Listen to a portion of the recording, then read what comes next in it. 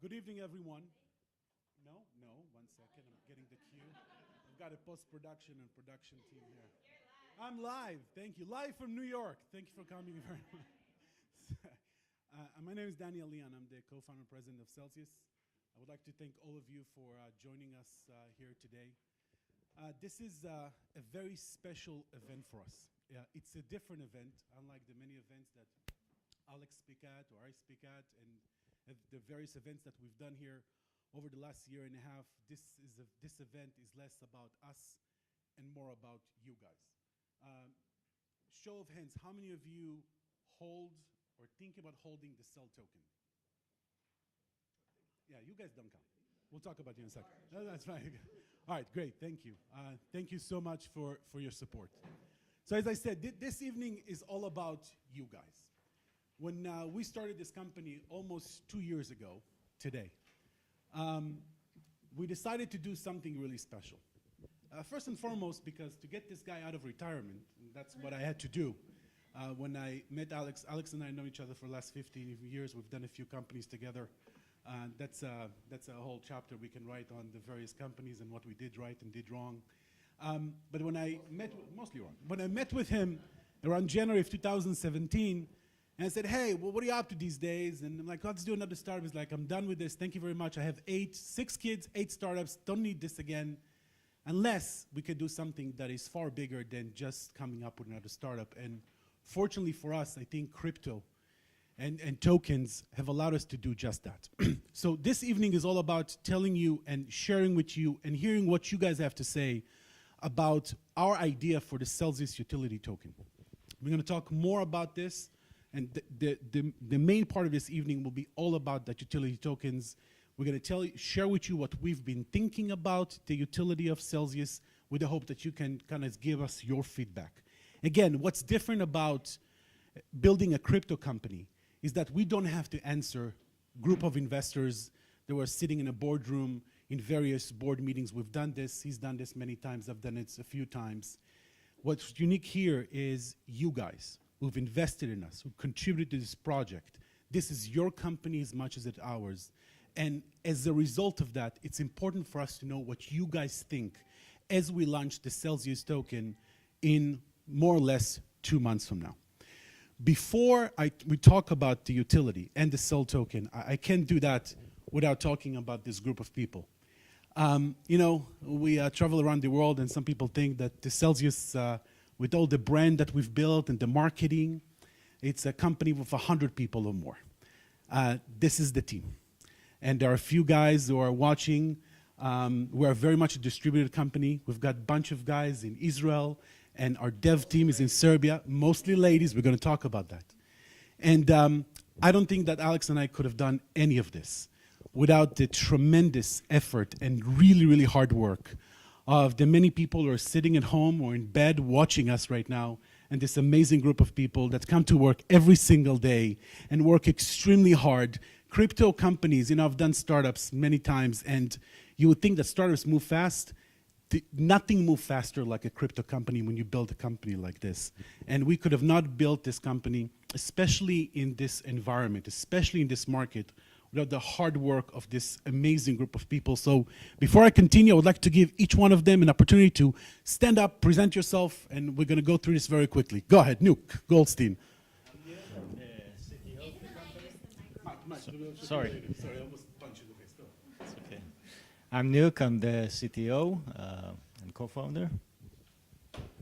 Hi, everybody. My name is Ashley Harrell, and I'm the Director of Operations. Hey everyone, my name is Leah Jonas. I am the Director of Business Development. Hi, I'm Darren Yarwood, and I'm the Senior Accountant. I'm Ashley O'Brien, and I'm the Content Manager. And you are from our Israeli office. From the Israel office. Welcome to New York to visit. I'm Liz Urbana. I'm the VP of Global Business Development. Eliza Landis, also BD, also visiting from Israel.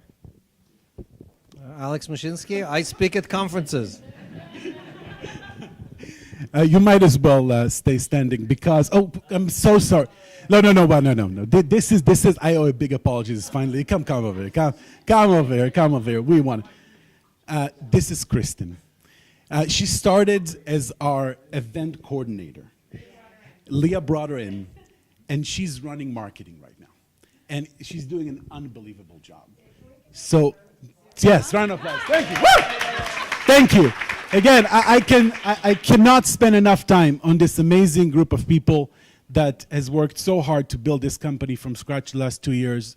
Before I talk about the Cell token, I would like to give Alex an opportunity to give you a very short update. Again, this is not about pitching you, more about Celsius. You drank the Kool-Aid. You are part of this community. But what we would like to give you is an opportunity to learn more, unless you are, I'm sure all of you are getting the many emails that Ashley here is sending to you almost every single day. But if you don't, Alex, why don't you tell us a few minutes, few things that are happening at Celsius. Yeah, so I think we did a great job, I think, building a brand, building awareness, right? I mean, our slogan and what we really building this for is to bring the next 100 million people into the crypto community.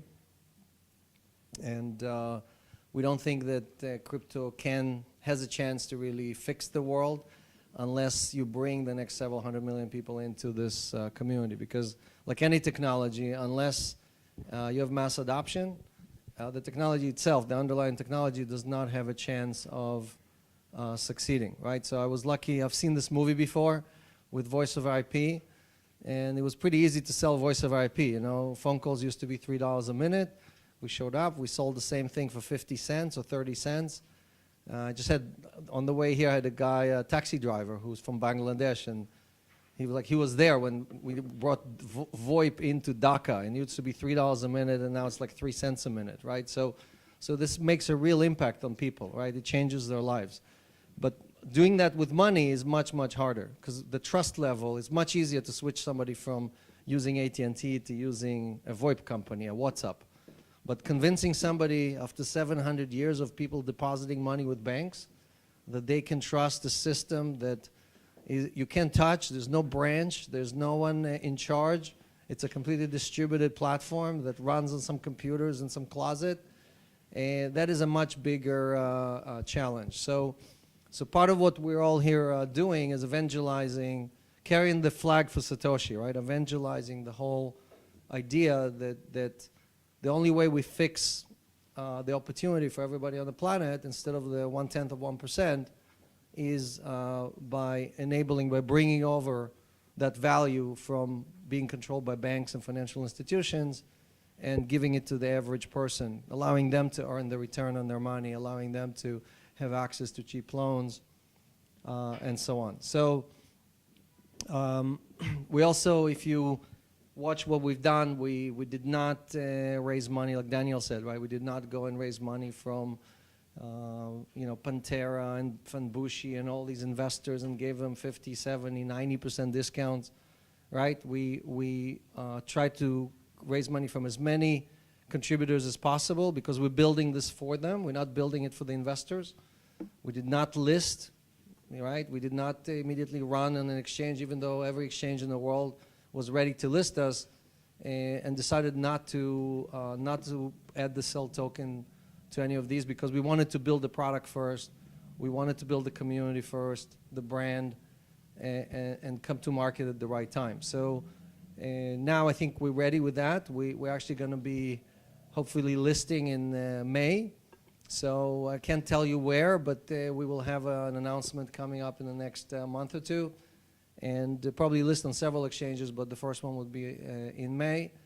And the performance of the whole company depends on really the community. They're supporting us or not supporting us, right? And that's what I think is missing from a lot of these projects that are just doing it for the speculation and not really, they don't have a real, the underlying reason that they're doing it is not because they're trying to make the world a better place, right? They're all just like, I'm buying it at 10 cents and I'm going to sell it at 30 cents or $3 or whatever the price is. So anyway, I don't want to make it into a long speech. We want to hear from you. It's all about the Q&A. But we are, I think we have something like 70,000 downloads right now of the app. And we have We're just reaching just about 100 million in coins or tokens on deposit. We have 18 coins in the wallet right now. We're adding 6 more proof of stake coins in the next few weeks.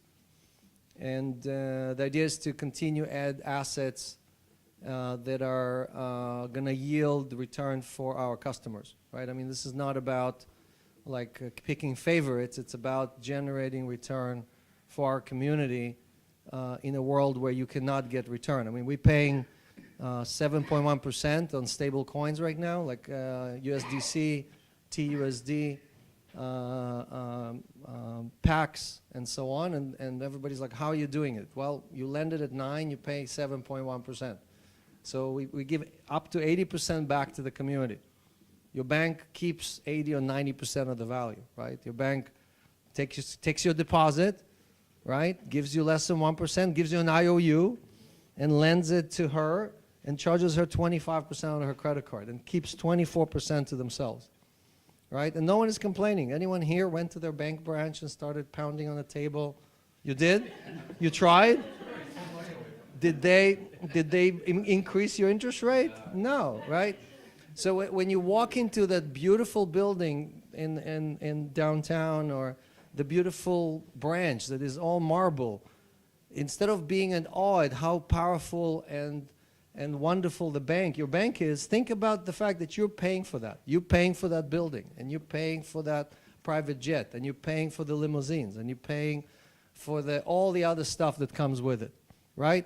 And with us, what we're trying to do is take, again, 80% of that value and give it back to the depositor, which is what the bank should be doing. They just don't have to. I can tell you that JP Morgan, I love to pick on JP Morgan. Anyone here from JP Morgan? Anyone here from the bank? Yeah, we have one person. We have a security guy. Where is the security? No, I'm kidding. Yeah, so that's why we created this T-shirt that says "Banks are not your friends." And Celsius is not a bank. No, but the point is that Jamie Dimon, who, by the way, we both know from YPO and other, when he was still young and aspiring executive, and now he doesn't want to talk to us anymore. But Jamie does an excellent job for his shareholders. He does an excellent job for himself. JP Morgan made $31 billion in profit, not in revenues, in profit last year. They had $131 billion in revenues, $31 billion in profit. Okay? So every person on the planet can receive $5 for Jamie Dimon, every person on the planet, and there will still be money left over. That's how powerful and rich one bank, this is just one bank in the world. So Jamie Dimon can pay all of us 7% interest and still have profit. But he doesn't have to do it because we give him our money for free. So all Celsius is trying to do is to show people that there is a different path, there is a different way, using cryptocurrencies, using decentralization, right? Using open ledgers, and we're doing it for the people. I know it's hard for people to believe that, and they're like, oh yeah, Alex, you're gonna make a killing on your sell tokens. We are not gonna make a killing until you guys make a killing, right? Because the only way our token become valuable is if the whole community is creating value inside the community. And the only people say, well, how are you gonna take on these big banks? AT&T, I remember going to AT&T and showing them the first gateway, VoIP gateway that was ever created in the world. I built it. And showing them, we had 2 machines, and we showed them how a phone call, instead of going through a TDM network, can go through an IP network. And in the beginning, they didn't know if they wanted to kill us, like close the doors and just kill us. And then they decided it's actually a good idea as long as we don't give it to anybody else. They said, we're just going to use it for ourselves. Don't sell it. Don't show it to anybody else. They gave us the first contracts. First deployment was in Japan, and then we deployed in Australia, then we deployed in Hong Kong. I was just in Hong Kong meeting with the people that worked with me back in 95 and 96, back when Hong Kong was still a British colony. I love it. I came to the hotel, and the guy said, oh, is this your first time in Hong Kong? I'm like, no, I was here before you were born. So just like AT&T used to be the most powerful company in the United States, the most profitable company in the United States. They don't make any money from international voice termination anymore. All that business disappeared. Same thing the banks. The only reason the banks have power is because we give them our money for free. You stop depositing money with the banks, guess what happens to all their power and all the buildings and all the airplanes? Poof, they all disappear. So we are the reason that we're not earning return on our capital. We can't blame anybody else. So now we have an alternative, and now it's about educating other people that there is a solution, there is a way, just like VoIP replaced TDM networks and reduced the cost to zero.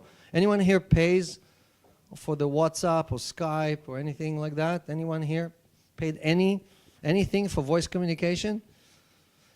You use VoIP every day. You just don't know it, right? So it's the same thing with money. There should be zero friction for money. And that's what we're trying to do. So let's open it up, right?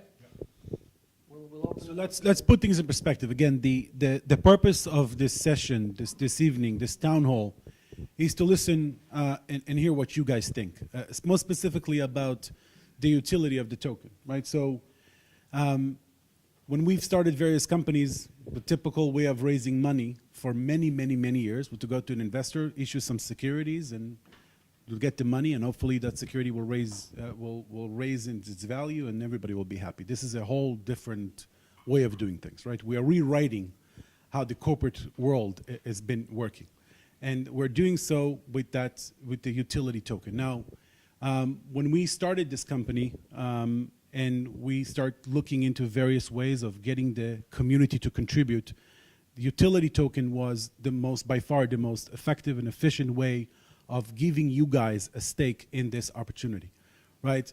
And we've been thinking a lot about utility, right? What is that utility? What is the value for which, or because of which, you guys will be buying this? Not only you, but the people that are listening to us and listening to Alex and are looking to take part at Celsius. So we came up with 7 utilities, right? 7. We're going to talk at length about 3 of them.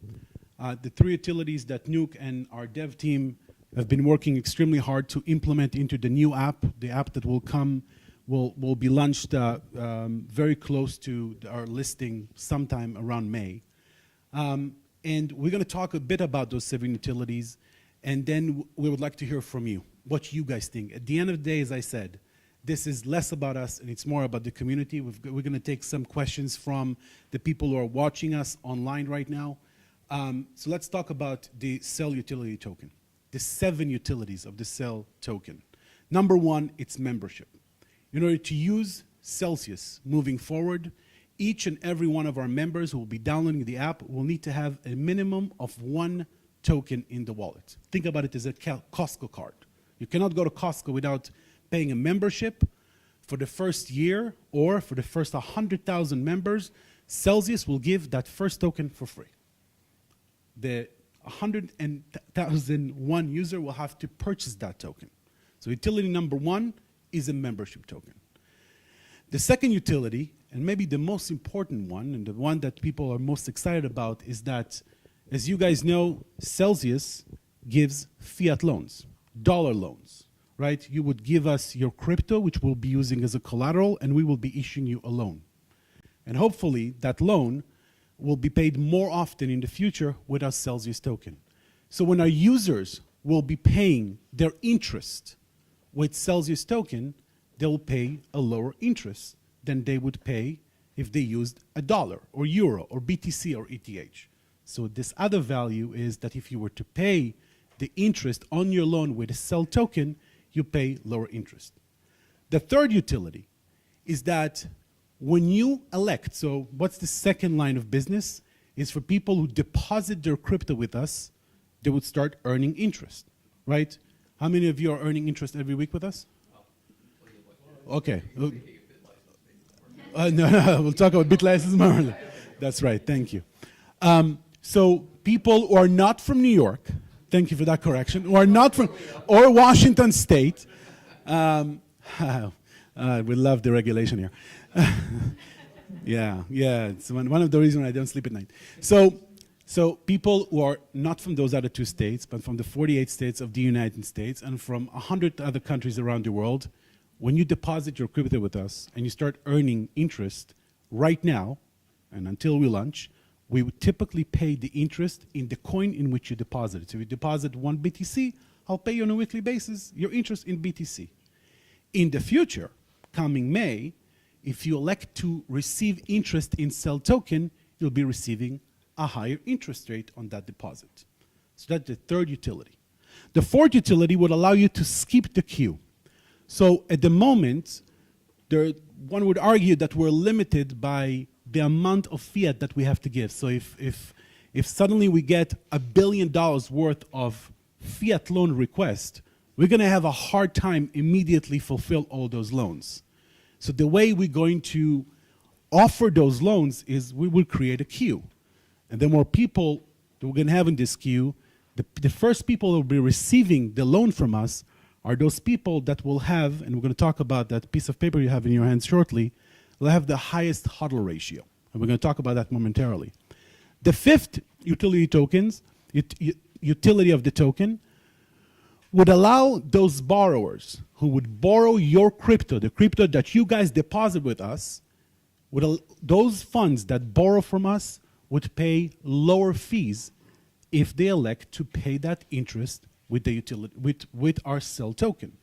And the 7th utility is what we call special treatment, right? So this is an opportunity to come to our events, an opportunity to get a special customer support request. We're thinking about various things that as more and more people holding that token and more people holding more of those tokens, they will get certain priority in the various services that we'll be offering in the future. So that's the 7 utilities. And before we go into discussing that, the information that is in that piece of paper of yours, we would like to open it for a discussion. We would like to hear your thoughts on those 7 utilities that we have, and then we're going to talk about that loyalty program, how we calculate the various discounts or bonuses that you guys are going to be getting, assuming that you hold more of those tokens. So we've got a microphone. Who wants to start? Again, go ahead. I have a question about the utility. Sure. So, Can you speak up just? yeah, sure. So I bought a lot of Bitcoin, sold a lot of Bitcoin. It's tax time. Every time it's sold or bought, it's a tax event. You're telling us to pay in Celsius. That's going to be a tax event every single time. That will be what? A tax event where I have to say I bought it at X price, I paid at X price, or I sold it back to you at X price. Yes. So that's a tremendous amount of tax events happening, depending on how many loans are taken out or anything. Is that being taken into account? I can tell you that we have at least 50 hedge funds that use us to reduce their tax exposure, to defer their taxes. So I'm happy to share with you how they do it, and you can do exactly the same thing. Okay? We have hedge funds that come to us and say, I have Bitcoin. I don't want to sell my Bitcoin. I don't want to trade my Bitcoin. I'm going to give you my Bitcoin. Lend me Bitcoin. Bitcoin against Bitcoin. And I'll be trading with your Bitcoin, Celsius, not with my Bitcoin, and I'm not going to have to pay taxes on my Bitcoin. We do that all day long. Okay? Do you guys like that? We are not doing, this is not tax advice. This is not a recommendation for trading or for any activity in New York State. I know. I understand. When you pay with Cell token, you do not have a tax event, right? The Cell token is not obviously if you bought the Cell token at one price and then you sold it at a different price, you have a tax exposure there. But it has nothing to do with your Bitcoin, right? So for example, if you took a loan from us and you have to pay 5% interest, you took $1,000, right? And you have to pay us $50 in interest. You can either pay it in dollars, or you can pay it in Bitcoin, or you can pay it in Cell token. If you pay in Cell token, you're going to only have to pay $40 instead of $50. That's what Daniel was explaining. That the amount of money you have to pay us varies based on if you paid in one or another. Now, so the price of the Cell token, if you paid on the day that the price of the Cell token is 20 cents, you're going to have to give us less cell token than on the day that it's 10 cents. So you can choose when do you want to pay it, right? You can basically decide pay in advance or pay later on. We are very flexible. I mean, our job is we're not like the bank trying to charge you late fees and charge you penalties and charge you termination. I can tell you, in 9 months, we don't have a single customer that we liquidated. We don't have a single customer that we charged late fees. We don't have a single customer that we charged any fees. Anyone here ever received any fee or any charge from Celsius? We don't have fees, period. We don't even have a schedule for fees because they don't exist. Our job is to create return and distribute most of it back to our community. If we cannot create return, then we don't have a business. We cannot exist as an organization because we have to pay salaries to everybody and we have to give you guys a reason to give us your coins. So the cell token is here just to create that utility. That's the only purpose of it. It does not create a tax event for you. Did we answer the question? The way you described it at the end, it still creates a tax event, but I already do the Bitcoin If you bought thing. it for 10 cents and you gave it back to us at 20 cents, you have a 10-cent exposure per cell token. Yes, that's if you kept it for more than a year, according to the IRS. Again, I'm not your tax advisor or your accountant or anything else, but if you kept it less than a year, it's short-term capital gains, more than a year, long-term capital gains. Yes, it's treated just like any other asset. There's no magical formula that allows somehow for Celsius to be excluded from any IRS rules, okay? What it does, there are tools in the Celsius wallet, in the Celsius family that allow you to defer taxes, allow you to minimize taxes, just like, you know, all the rich guys do, right? They all defer their taxes until they're dead, right?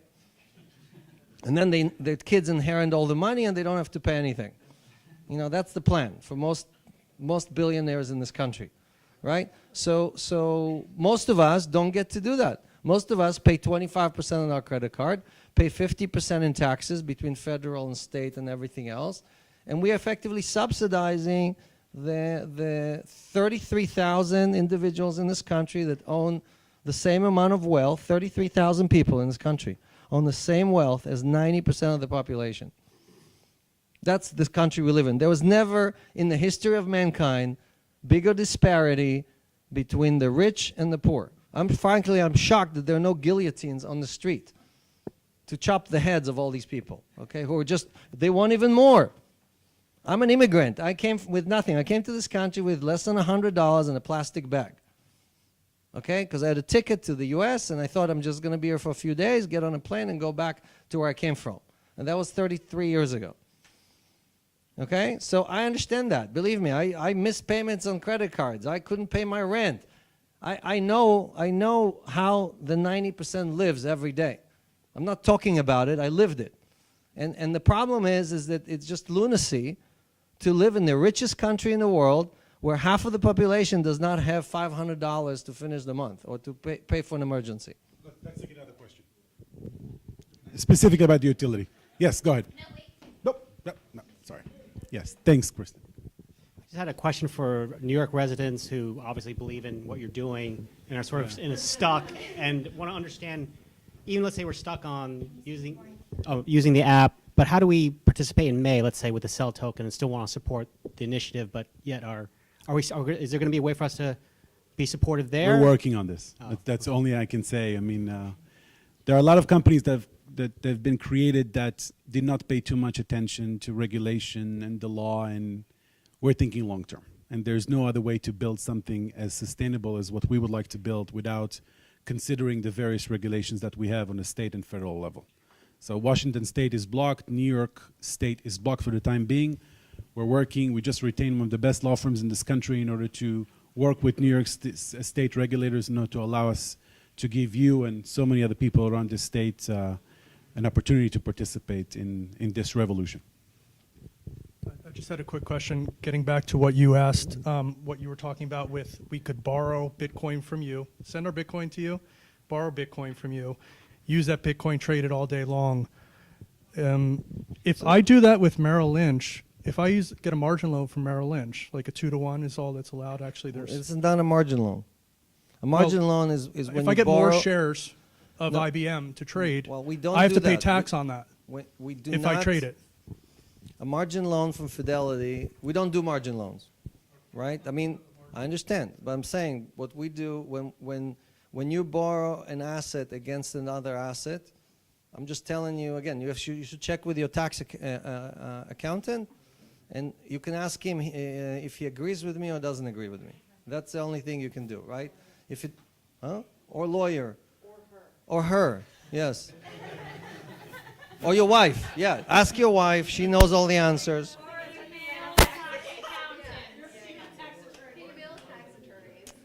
And yes.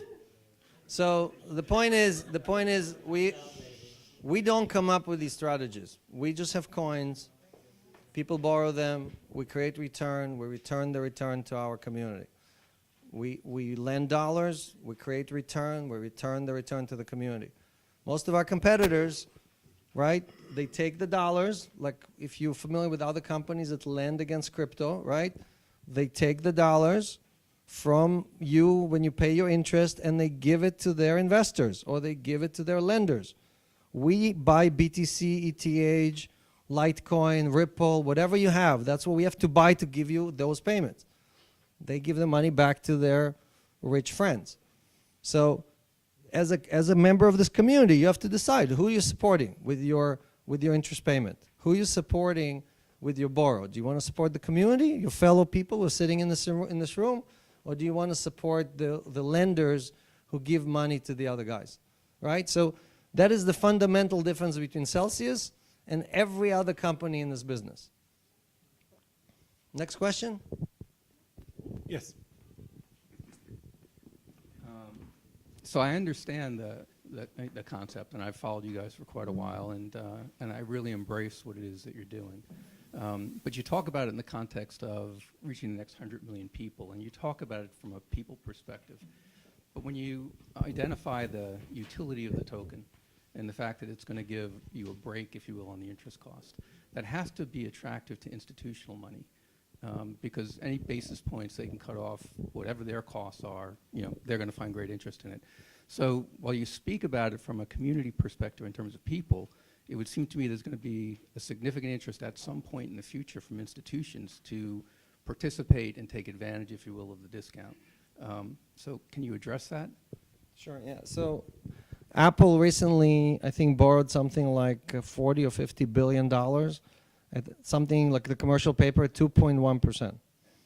So they don't need us for anything, right? So I don't see any institution looking at what Celsius does and says, wow, Celsius gives me a better deal than I can get from the street today.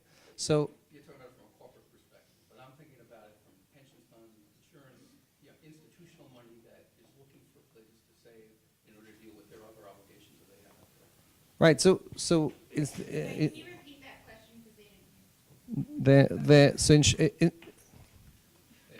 I apologize, but just from a clarity perspective, when I talk about institutional money, I'm not addressing it from the corporate sector. Yes. I'm really addressing it from those that are transacting every day, insurance companies, pension funds, and so forth.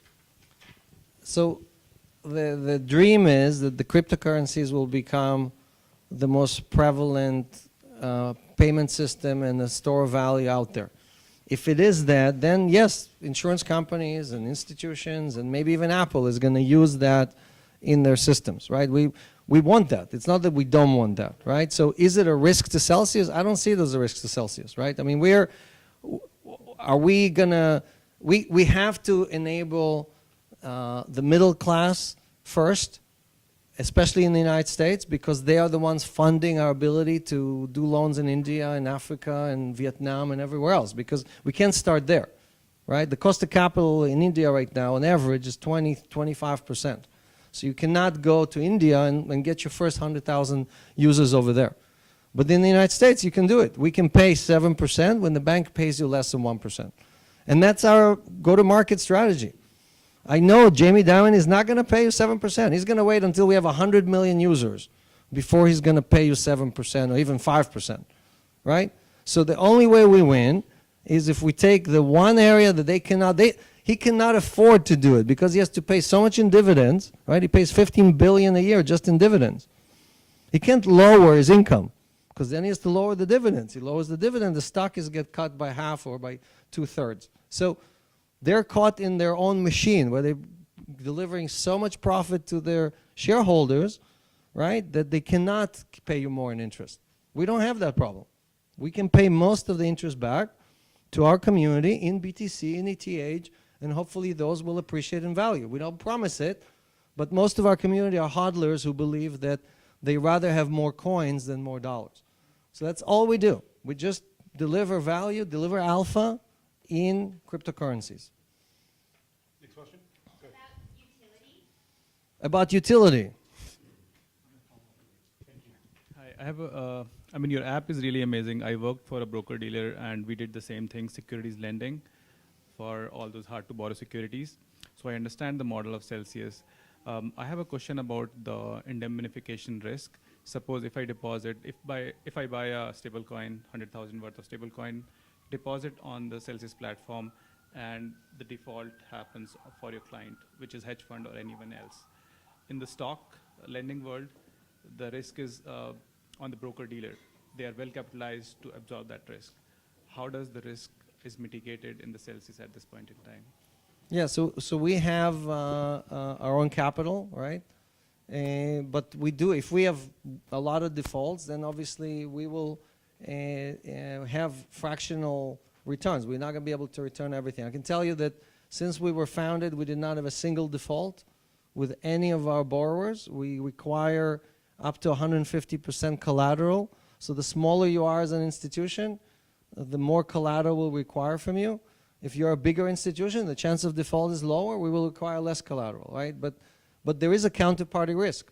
We are not FDIC insured. We're not a bank. We're not a regulated financial institution. So our return is generated by lending out the coins and issuing dollar loans. The dollar loans have 200% collateral against them. So there's no risk over there. You have zero risk effectively, close to zero risk, unless there's a catastrophic event on the dollar loan side.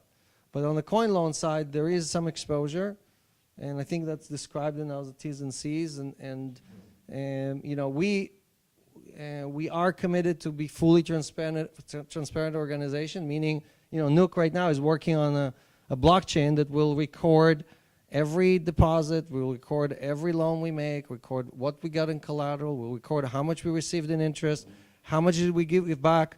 So anyone, even people who are not our depositors, can look and audit not once a year using Deloitte or Ernst & Young, right? I'm talking about you want to audit us twice a day, you can do that because the blockchain is immutable, right? So and then you can see we have negative leverage. Most of the banks you give your money to have 10 times leverage, 20 times leverage. People like Deutsche Bank has 50 to 1 leverage, 50 times. They issued $50 worth of liability for every dollar of deposits. And people somehow think that it's safer to deposit money there than to put it with someone who has negative leverage. So I'm just stressing the fact that all of these financial institutions, how many times did we have to bail them? We, the citizens of this country. How many times did we have to bail all these financial institutions, right? So, and we do it again and again, you know, and we don't learn our lesson. So Satoshi invented the Bitcoin to create an alternative system, to replace the whole system, not to make it a little bit better or make it another asset class or anything else. The idea is to create a whole nother system. Any questions about the utility token? Look, we really want to get some feedback from you guys. Otherwise, we will do whatever we think is right. And it's important that you give us some feedback on what you guys think is right. On the utility, go ahead. Oh, 1 second, the microphone. Thank you. Thank you.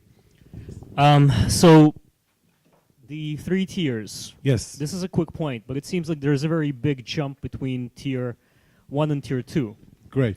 I would go ahead, sorry. Maybe like make like 4 tiers, 10,000, 50,000, 100,000, and 100 plus. Good feedback. Let's talk about the tiers. Come. Okay, I have one more after this. Yes, please. So what we wanted to do here is to incentivize people to hold Cell token and more of it longer. just like airlines have all these various tiers and these various loyalty programs, we want to create a loyalty program that will provide the same incentive, right? So, and we've been thinking long and hard, and that's so far our best thinking. That's why feedback like that is important to us. So when you look at this, we talked about the two, so there's a membership utility, there is the discount on paying your interest on the fiat that you're borrowing from us, and then there's also the bonus that you would get if you elect to take the interest that we would pay you on your deposit in Cell Token. So we basically broke it down into 3 tiers of loyalties. Thank you for that feedback, and I'm looking forward to getting your other questions shortly. As you can see here in those 3 tiers, the more Cell Tokens you have, considering your HODL ratio, and let's talk about the HODL ratio for a second. The HODL ratio is a ratio that takes into account the amount of Cell Token that you have currently in your wallet over the amount of Cell Tokens that has been ever deposited in your wallet. So the more Cell Tokens that has been deposited, right, the better the ratio. The more Cell Tokens you're holding, the better the ratio. Got it?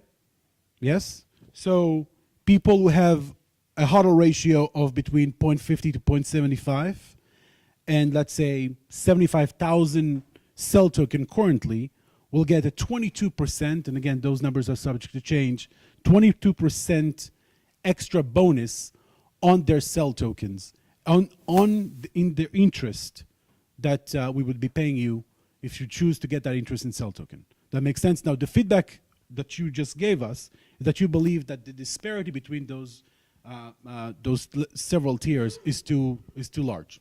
Yes? You believe that we should create a 4th tier. Consider. Okay, that's good feedback. You had another. Go ahead.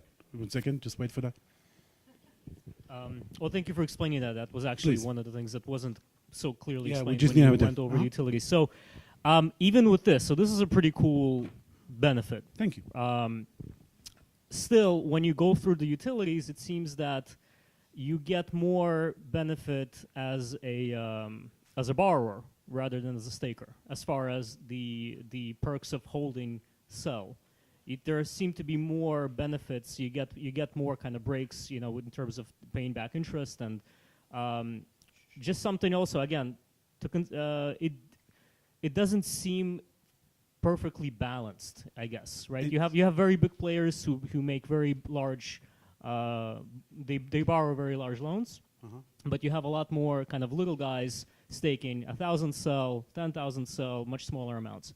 So just something to the way that I heard it, and I read it before, it just still seems a little disbalanced in terms of Disbalance in favor of those who have far more Cell borrowers. Tokens. No, in favor of borrowers. Like Borrowers, borrowers got it. get more utility out of holding Cell than stakers do. Gotcha. All right, good feedback. Thank you. Anyone else? Go ahead. In 1 second, let's wait for the microphone, and then you'll be the next. So I just want to speak about the value of the token. Another suggestion would be getting like a dividend payment every quarter, similar to how like I get it on Robinhood, like just like treat it like as a stock, so it would have a little bit more of like a feel where everybody could understand it better. So and also the hodlers club, like being able to if you're not in the hodlers club, you get a dividend instead, and then every month or every quarter. I'm sorry.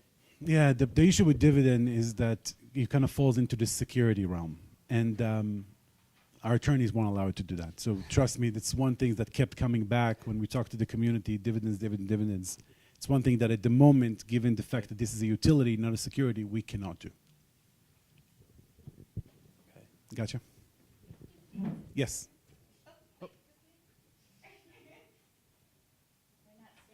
I know. So let's just take 2 questions from here and then 2 questions from the other side. Go ahead. Yeah. So in terms of you can't pay a dividend, but is there a consideration given to like burning some of the utility tokens instead? So you can't pay people extra Cell tokens, but you decide as profits come in, you burn some of it. Yeah. So Binance has a burning, right? They burn their tokens, BNBs. We basically have a similar function, but we basically put them in treasury. So we don't. So even since the ICO, we've bought how many? What did we buy back? Anyone knows? Something like 8 million tokens, just with any excess cash we have. So let's say we receive $1,000, about $800 goes back to the community. The $200 we pay salaries, and then any excess there goes to buy the cell token and goes back to Treasury. Okay? So part of this blockchain that Nuke is working on, you will see how many cell tokens we're buying, how many are we putting on Treasury, how many the Treasury has. Now, when we need capital, we may sell cell tokens into the market, right? When we list it on multiple exchanges, we may be one of the sellers of the cell token also, because we have to fund loans. But you'll be able to see how many loans are funded, how much we're going to get in interest. So all of this it's like a flywheel, right? The more function there are in the flywheel, the faster the flywheel turns. The faster it turns, the more value is created. As an example, think of WhatsApp, right? How much does WhatsApp charge for their service? Anyone here ever paid anything to WhatsApp? No, right? So WhatsApp they used to charge 10 years ago. And then they realized that even $1 a year is too much, right? So WhatsApp got sold for $22 billion to Facebook. How can it be a company that has no revenues is valued at $22 billion? Because they built a community, and that community is extremely valuable.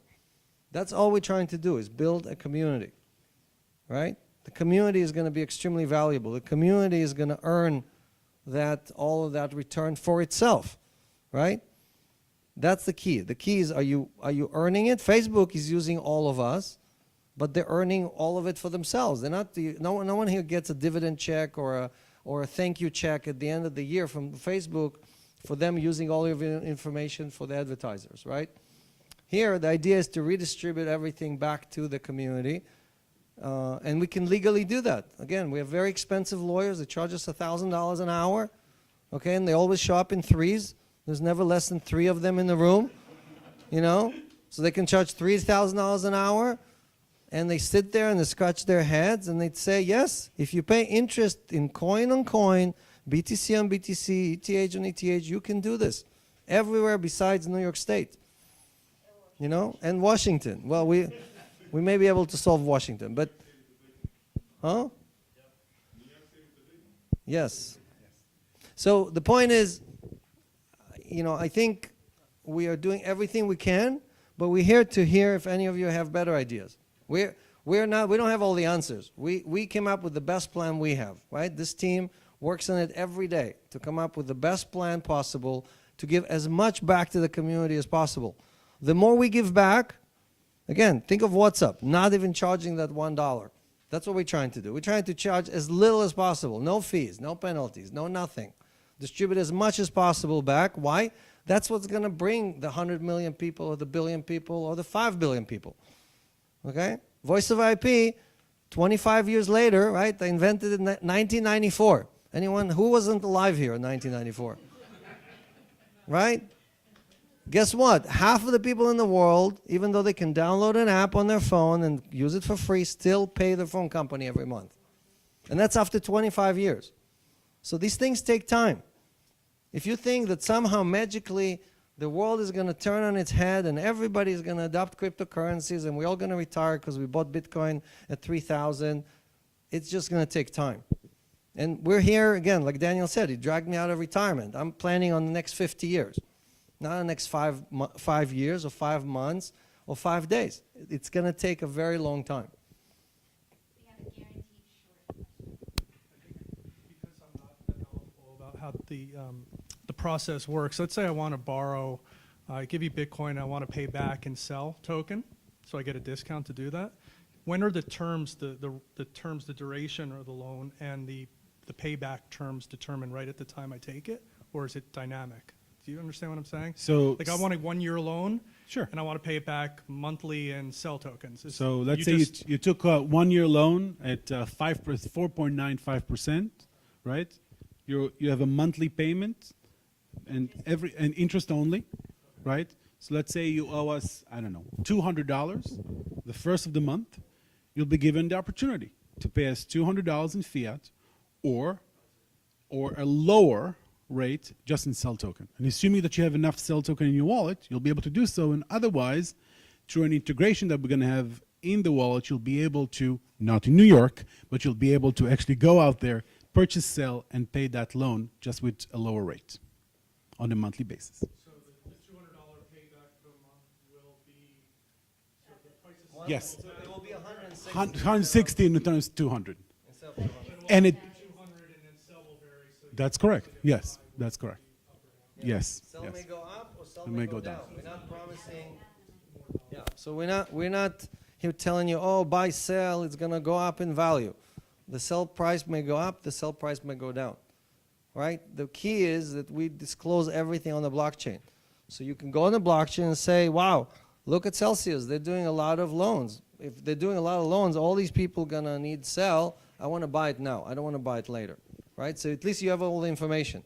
Everybody's going to have access to the same information, and they can make their own decision as to what and why and how and when and so on. So, you know, our job is to provide the utility for the community. The community's job is to make the flywheel turn. If no one borrows from us, no one needs the coins, then we don't have a utility, and we don't have an earnings ability, and we don't have return. If you open the Sell app and you see that Bitcoin is earning 0, that means we cannot earn anything. And if we're telling you that Bitcoin, like right now, Bitcoin is earning 5.1%, and somebody else is telling you that Bitcoin is earning 10%, don't believe them, because we're working with everybody in the industry.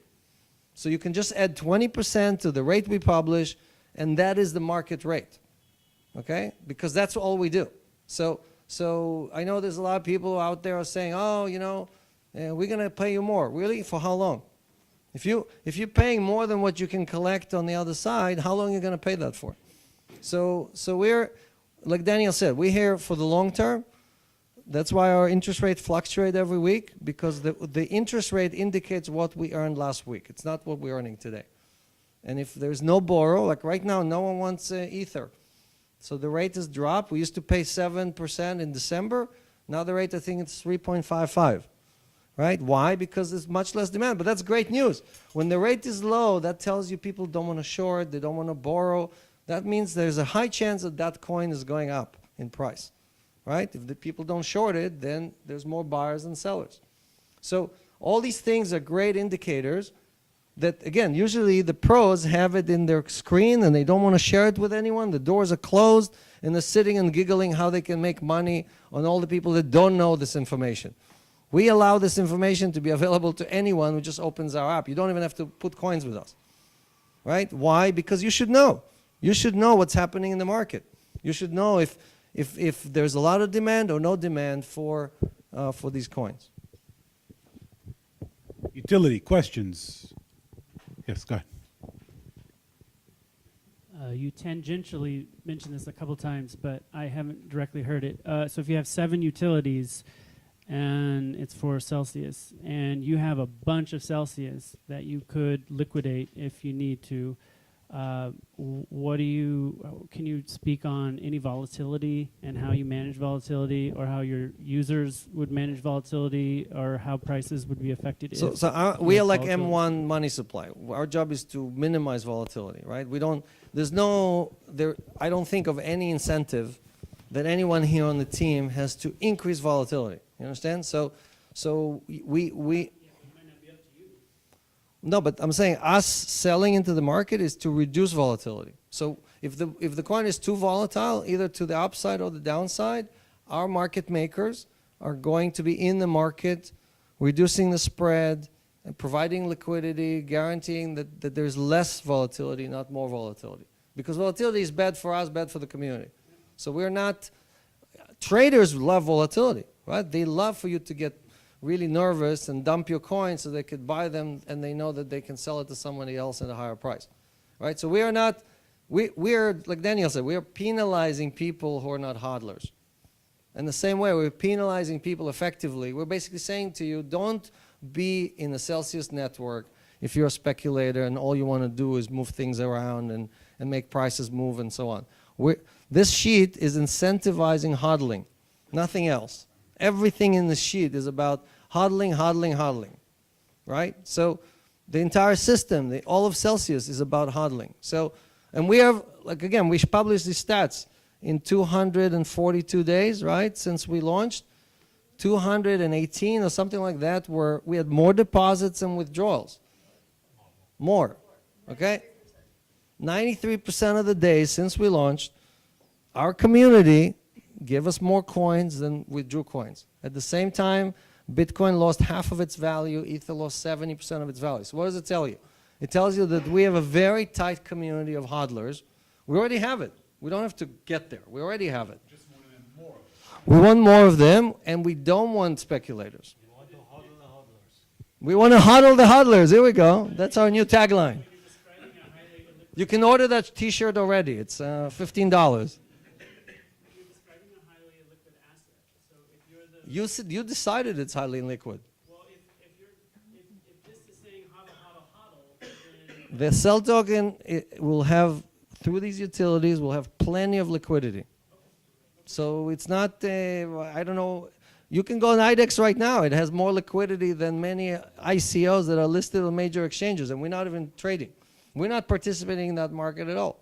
So we're not, again, the community will vote on Celsius when we list on multiple exchanges. The community will decide if they want to hodl, if they don't want to hodl, if they like the project, they don't like the project. All we have to do, all we do is work as hard as we can to deliver on this promise. That's all we can do. There's a question from Facebook, I believe. Go ahead. From YouTube. Tron wants to know if we would consider a native messenger app using the cell token in our app. Native messenger app. Our own messenger inside, I mean, we support Telegram, we support WhatsApp, we on WeChat. My kids use every other messenger that exists on the planet. And we're probably not going to build our own. I mean, we're not, all of our development resources are focused on just adding more utilities to the token or capabilities to the token. From a hodling's perspective, the chart here focuses on the cell token.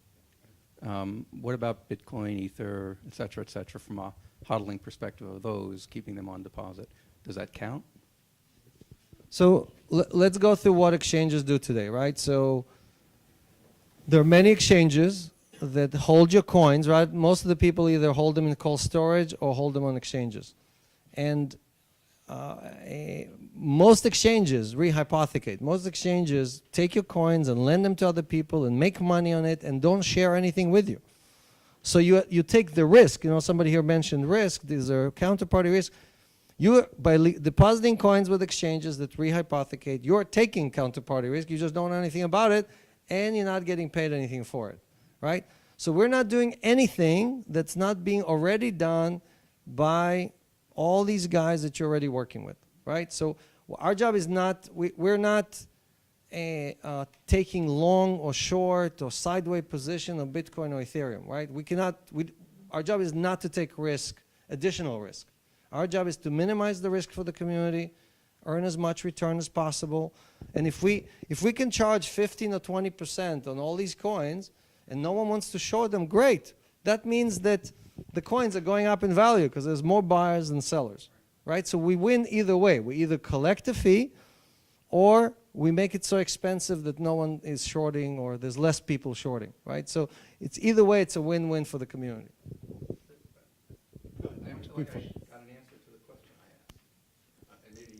It's my ignorance. But the question I was asking is that the hodling schedule is based on the number of cell tokens that I retain on the site, correct? Yes. 50% of your income is based on your pro rata BTC in the pool. So let's say all of us pulled together 1,000 Bitcoin, right? And you have 2 out of the 1,000. Mm-hmm. That's your pro rata, is 2 out of 1,000. Right. That determines 50% of your interest. 25% is this schedule. This schedule only refers to 25% of the schedule. Okay, that answers my question. Thank you. I didn't understand that. Yes.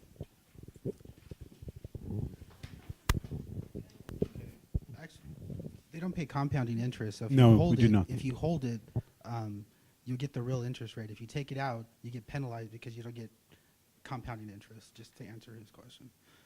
I have a question on this, though. You always say it's about the little man. You want to bring in the next 10,000. You want to bring in the most. If that was the case, why is Tier 1 not the highest paying one? Because that would bring in more people. That would incentivize more little investors to come in to test their feet before, right? Because you're incentivizing the larger ones instead of the smaller individual people that he says we're trying to. So the reason that we're taking two factors into account is not only the amount of cell that you hold, but also the HODL ratio. So there's an opportunity there for the little guy, like you call him, to also benefit not only to the holder of the highest amount of cell. And I think that the feedback that we got from there is possibly to kind of spread, to basically create another level that will reward those people who do not necessarily have 1 million plus cell tokens. Does that make sense? You're still rewarding the little investors still get the lesser cut at every single level. So that the only thing I'm saying is if we want to bring in more people, why wouldn't you reward the smaller investor first? Because at every single level, every single whole hodling ratio, the larger investors are rewarded more.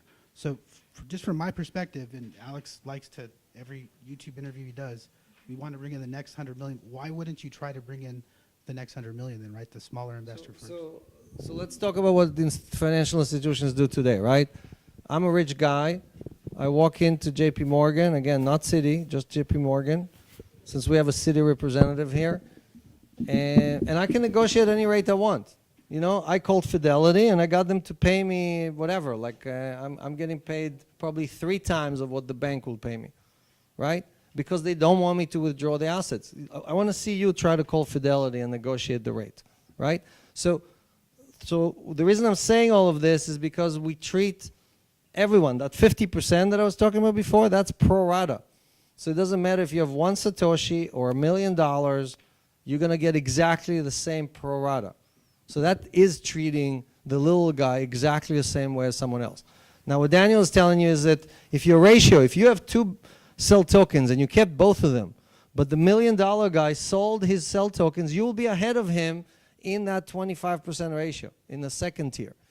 So you're looking at it and you're saying, well, I don't have a lot of money. It's a ratio. It's not an absolute number. So if your ratio is higher, in pro rata terms, you will be earning more than the guy who has $1 million or $10 million. That's how the math works, okay? So if you want us to go in the math, we'll put it an explainer on our website that shows you how that actually calculates. Everybody's equal. Everybody's equal. We don't want to penalize the big guy, okay? Because the big guy takes a lot of cell token out of the market. Yes. Right? There's another benefit in not penalizing the big guy. That big guy takes a lot of those cell tokens out of circulation, right? Other questions? One second.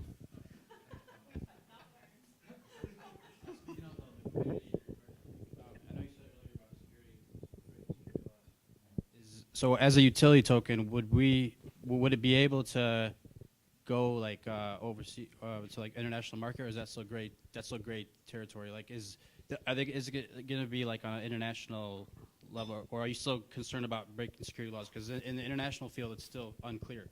It's extremely difficult to create scenarios whereby somebody in Israel would get that benefit, someone in the United States won't, right? So for the sake of that, we are trying to stay very, very consistent, right? This is not to say that if one country, so for example, Washington State, we're currently blocked at, right? But we're still working in 48 other states in the United States, right? So for the time being, considering that's utility, and by the way, when you look at the European laws are very, very similar to the United States laws, right? We're seeing some progress in countries like France that are now kind of opening themselves up to the utility and then to some security.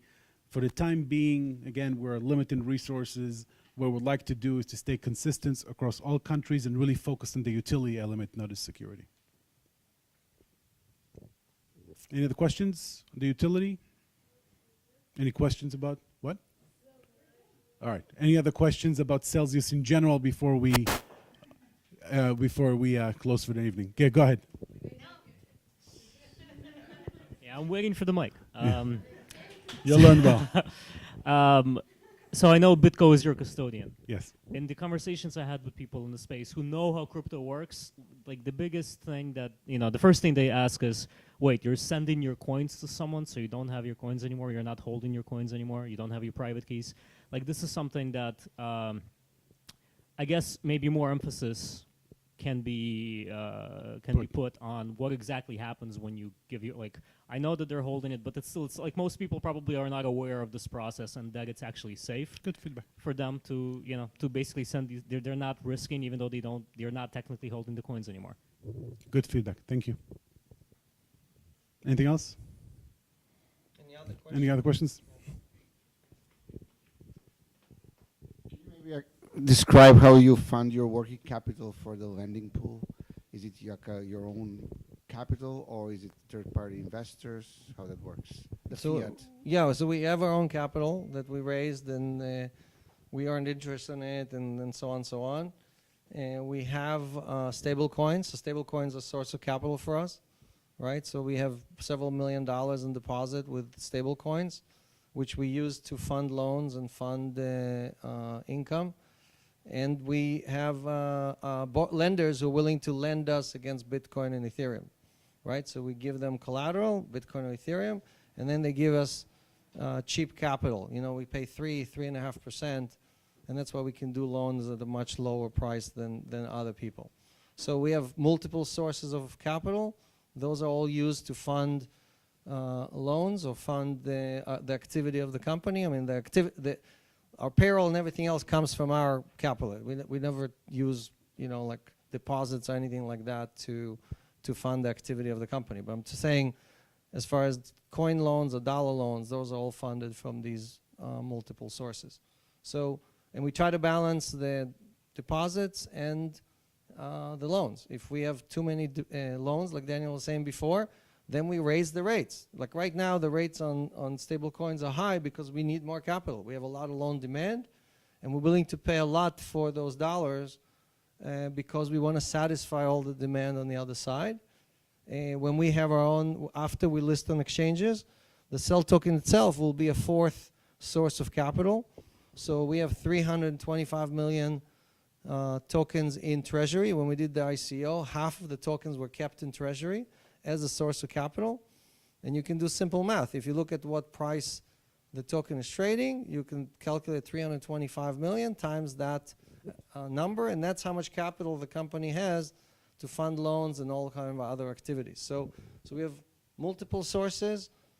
I don't think any of our competitors have anything like I described.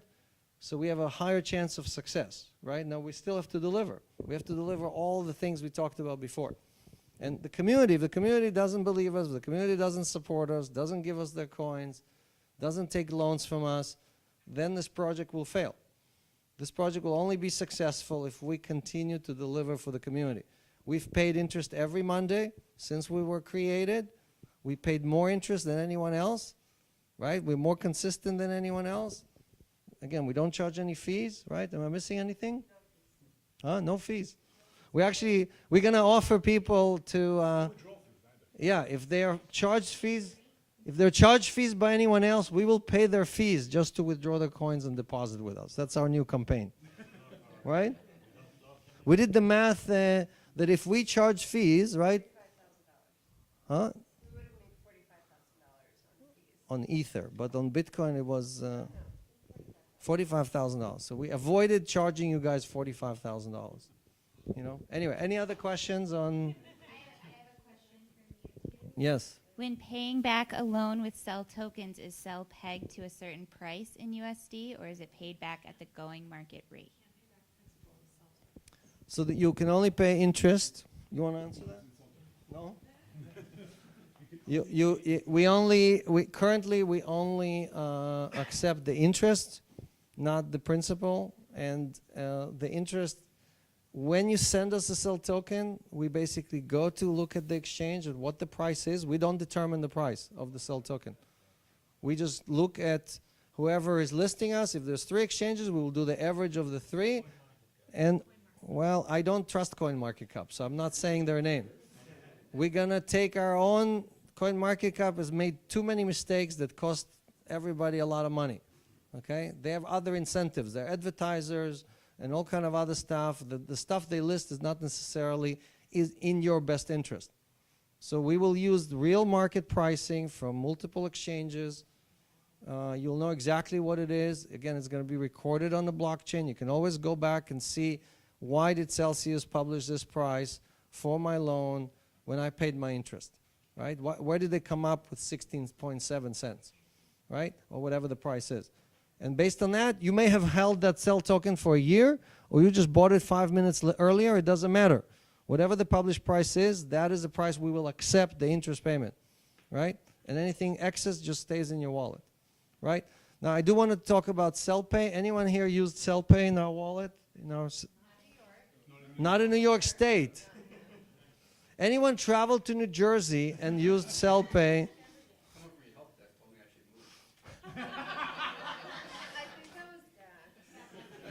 So when you travel, we will pay for the Uber for you to go to Hoboken. And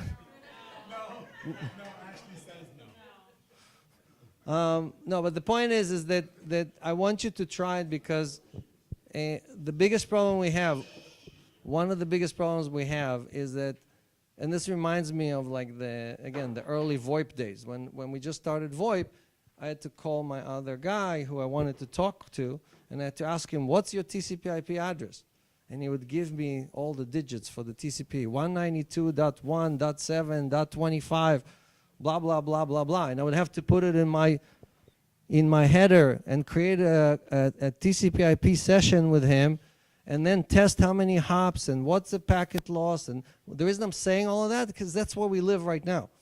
If I want to send you Bitcoin, I have to call you first, get your wallet, send you a test transaction, figure out if you got it, then send you the rest, call you again and see if you received the rest of the coins. That's 7 steps. Okay? Instead, with CellPay, if you tried CellPay, I can just put your SMS or WhatsApp or Skype or email, and I'm done. I just sent it in one transaction. There's nothing else you need to do.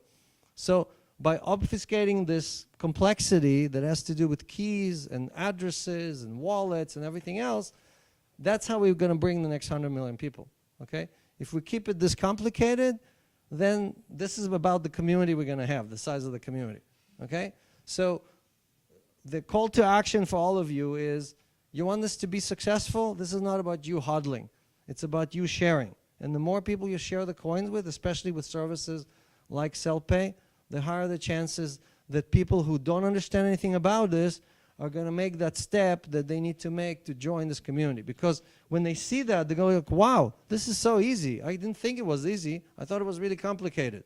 And that's when they join in. And on average, we have, our average depositor makes 5 deposits. Our average deposit is $17,000. They start with 1,000, then they put, or whatever, less than 1,000, probably $100, right? And then they put more and more and more and more. And we're on average, our average has gone up. When we started, we were at about $4,000, and every month our average is going up. I don't think we had a single month where our average went down. Yes.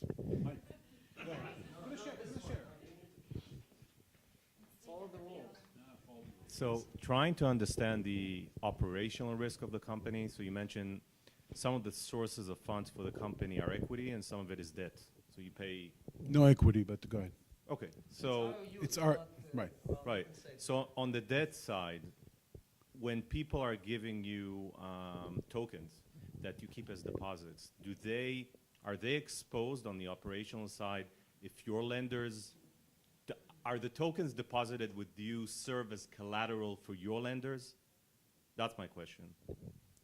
When we borrow dollars, we provide, and not always, but we provide, like for example, when somebody gives me a stable coin, there is no collateral, right? They just give me a stable coin. So if you deposited TUSD with Celsius and you're earning 7%, there's no collateral. You just gave it to me. I have an IOU with you. You gave me $1,000. I pay you interest on the $1,000, and that's it. There's no collateral or anything else. That I understand, but you have So your own lenders. that's what I'm saying. There's several scenarios. On cell token, there's no collateral. On deposits, there's no collateral. When we go to people who lend us dollars, right, our last resort is going to people and saying, you have capital, but we need dollars. Can you give us dollars? And they say, yeah, what's your collateral? And we give them BTC or ETH. So as long as we can return those dollars, then they return the collateral. So we always have more, right? We have basically, usually we give 50 or 60% collateral. We don't give 150% collateral.